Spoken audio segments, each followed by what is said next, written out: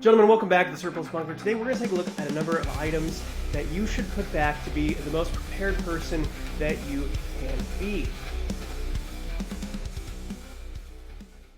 These are things that are going to greatly enhance your capability, and a lot of this stuff will likely become less available not only because of geopolitics, but some of this could just be outright banned by your respective government. I do have some viewers over in Europe as well, so let's go ahead and jump right into those items.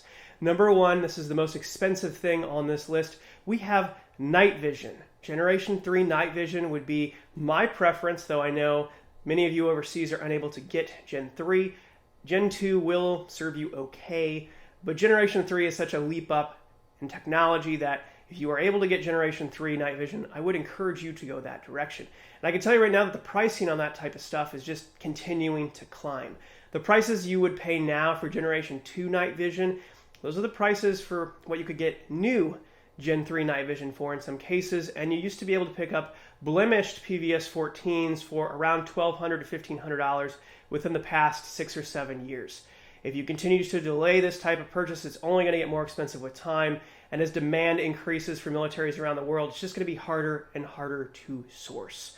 And I really cannot understate the capability that is added to your preparedness, strategy, and planning. If you don't have nods, I can't express how far behind you really are. So it is something worth looking at. I know it's extremely expensive, but I encourage you to budget for it. Now, the other items on this list, they're things that they could be outright banned by executive fiat, and they could just become less available because of, well, certain things that certain countries want to do to other countries. And without further ado, Holosun red dots. Now, this is something that could be banned by executive fiat, and part of that could surround the fact that a Holosun was most recently used in a very high-profile event with a former president and potential front runner in the election. You know, the thing we do every 4 years. Well, a Holosun red dot was used in that high-profile event, and they seem like a pretty low-hanging fruit item to me.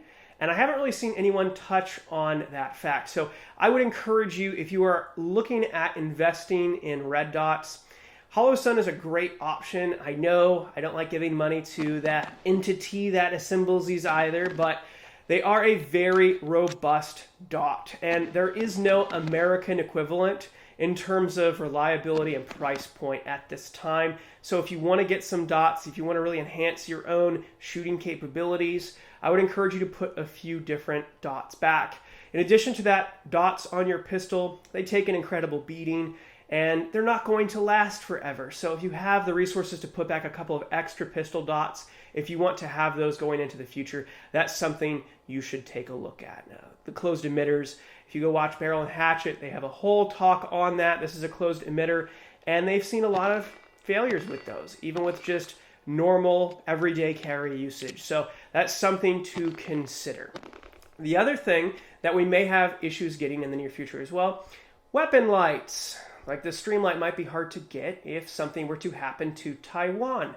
A lot of the electronics we rely on a daily basis, those chips come from Taiwan, and I know you'll all recall the chip shortage that resulted in so many automobiles not being able to be finished. Well, it was related to what was going on in Taiwan, so weapon lights would be another thing to consider grabbing some extras of. In addition, maybe pick up a few extra tactical wristwatches, things you can keep time with, use the countdown features on these as well. In addition, this has a compass, so it's an incredibly useful piece of kit. Suunto makes a great watch, and a lot of these are now imported, so I would encourage you to consider putting some extra stuff like that back as well. Now, the other low-hanging fruit item on this list, and I would really encourage you to pull the pistols out of your safe, if it's not your EDC pistol, but you want to have extra magazines for training, extra magazines for carry.